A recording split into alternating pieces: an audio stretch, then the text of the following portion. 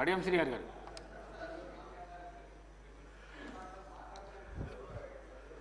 అధ్యక్ష, షెడ్యూల్ కులాల వర్గీకరణ బిల్ పైన మాట్లాడే అవకాశం కల్పించినందుకు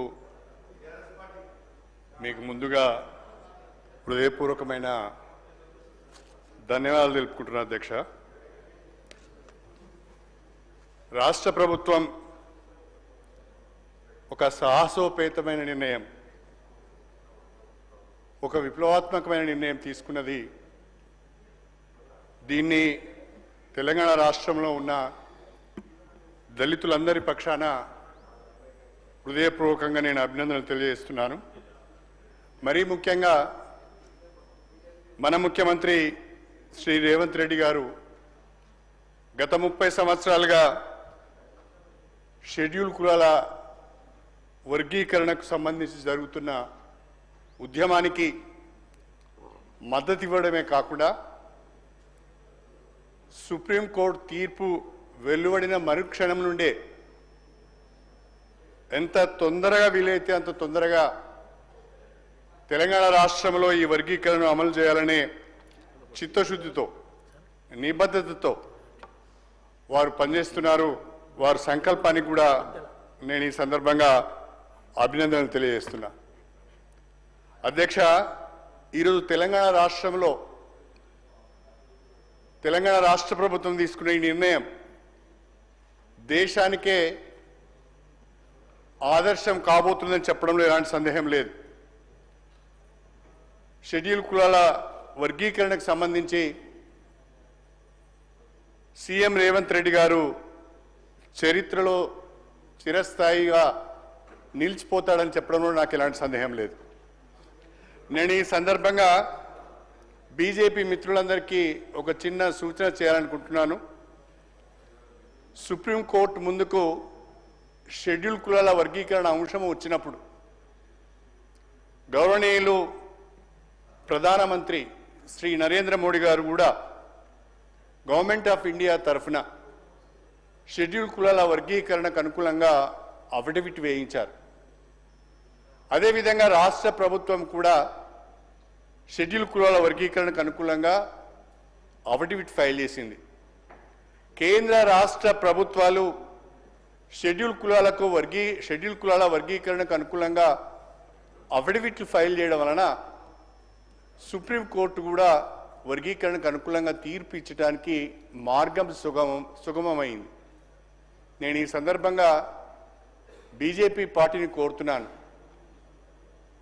సెంట్రల్ సర్వీసెస్లో కూడా షెడ్యూల్ కులాల వర్గీకరణను అమలు చేయాలని, దేశవ్యాప్తంగా కూడా సుప్రీంకోర్టు తీర్పును అన్ని రాష్ట్రాల్లో అమలు చేయాలని నేను కోరుతున్నా.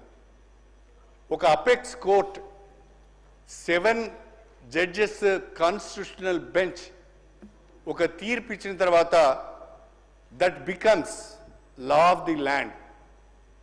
కేంద్ర ప్రభుత్వం కానీ రాష్ట్ర ప్రభుత్వాలు కానీ తూచా తప్పకుండా సుప్రీంకోర్టు తీర్పును అమలు చేయవలసిన బాధ్యత ఉన్నది.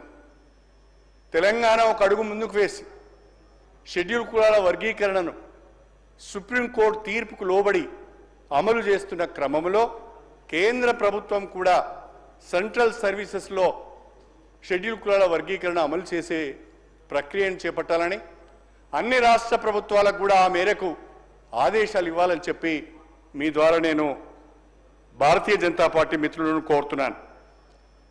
అధ్యక్ష, చాలామంది మాట్లాడుతున్నారు, చాలా విషయాలు ప్రస్తావించారు, జడ్జిమెంట్స్ని కూడా ప్రస్తావించారు. కానీ సుప్రీంకోర్టులో షెడ్యూల్ కులాల వర్గీకరణకు సంబంధించిన ఆర్గ్యుమెంట్స్ జరుగుతున్నప్పుడు అక్కడ కూర్చున్న న్యాయమూర్తులు కానీ ఆర్గ్యుమెంట్స్లో పార్టిసిపేట్ అయిన న్యాయవాదులు కానీ అన్ని రకాలైన జడ్జిమెంట్లను న్యాయస్థానం దృష్టికి తీసుకొచ్చారు. చట్టాలు కావచ్చు, రాజ్యాంగంలో ఉన్న నిబంధనలు కావచ్చు, షెడ్యూల్ కులాల పరిరక్షణకు సంబంధించిన అంశాలు కావచ్చు, ఆర్టికల్స్ కావచ్చు, అన్నిటిని కూడా సుప్రీంకోర్టు దృష్టికి తీసుకొచ్చారు. అవన్నీ విన్న తర్వాతనే, అవన్నీ పరిగణలోకి తీసుకున్న తర్వాతనే సుప్రీంకోర్టు ఈ చారిత్రాత్మకమైన తీర్పునిచ్చింది. సుప్రీంకోర్టులో ఉన్న న్యాయమూర్తుల కంటే మనము అంతకంటే గొప్ప న్యాయకోవిధిలో మనం కాము. కాన్స్టిట్యూషనల్ బెంచ్ అది. 7 జడ్జెస్ బెంచ్ అంటే ఇట్స్ ఏ కాన్స్టిట్యూషన్ బెంచ్.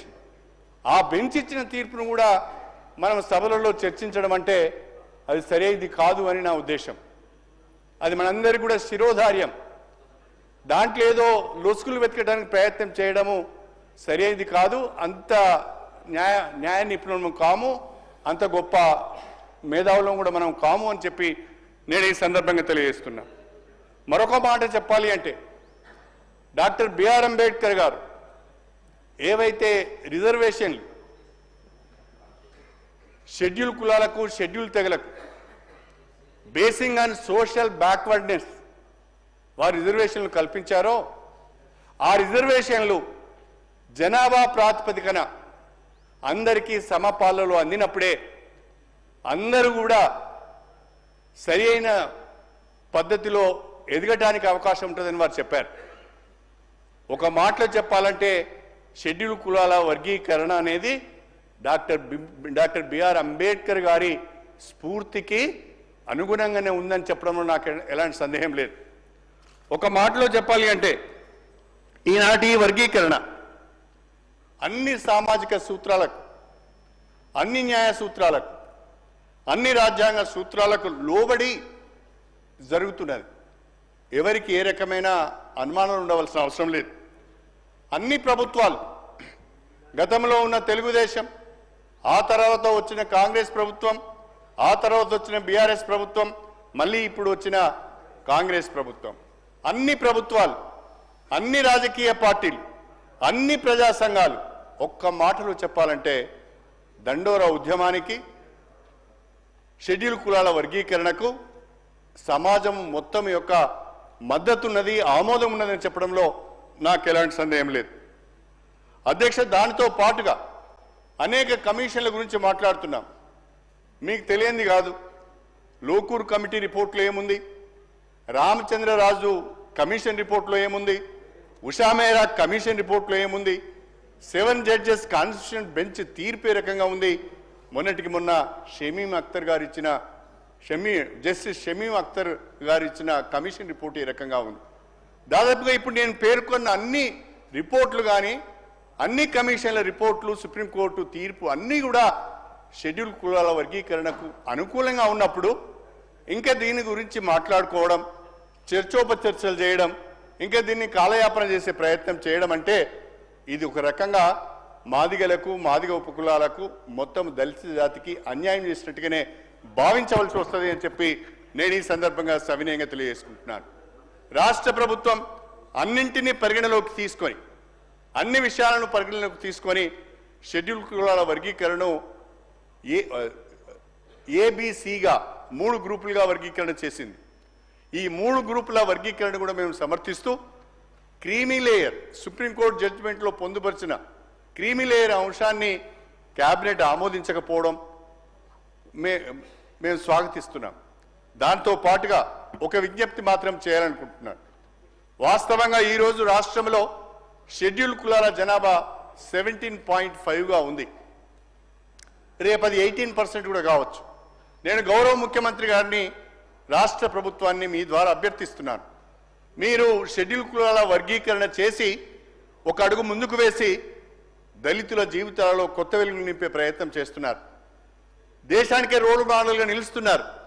రేపు జనాభా ప్రాతిపదికన షెడ్యూల్ కులాల రిజర్వేషన్ 18%కు పెంచి దేశానికి ఆదర్శంగా మన ప్రభుత్వం, మన రేవంత్ రెడ్డి గారు నిలబడాలని చెప్పి నేను హృదయపూర్వకంగా కోరుకుంటున్నాను. దళితులందరం కూడా రేవంత్ రెడ్డి గారి వెనుక ఉన్నాం, కాంగ్రెస్ పార్టీ వెనుక ఉన్నాం. చాలా రోజుల తర్వాత, 30 సంవత్సరాల సుదీర్ఘ పోరాటం తర్వాత ఈరోజు కళ సాకారం కాబోతున్నది. 1994లో ఈ ఉద్యమం ప్రారంభమైంది. 1994లో ఈ ఉద్యమం ప్రారంభమైన రోజున నేను ఈ శాసనసభలో మంత్రిగా ఉన్నాను. అదేవిధంగా ఇవాళ దీనికి చట్టబద్ధత కల్పించే రోజున కూడా నేను ఈ శాసనసభలో ఉన్నాను. 30 సంవత్సరాల ఈ సుదీర్ఘ దండోరా ఉద్యమంలో, ఎంఆర్పిఎస్ ఉద్యమంలో నేను ఒక కార్యకర్తగా పనిచేశాను, ఒక నాయకునిగా పనిచేశాను, అన్ని రకాల ఉద్యమానికి సహకారాన్ని అందించాను. ఇన్ని రోజుల తర్వాత, అనేక మంది బిడ్డలు ప్రాణాలు కోల్పోయిన తర్వాత, అనేక మంది అనేక రకాలుగా నష్టపోయిన తర్వాత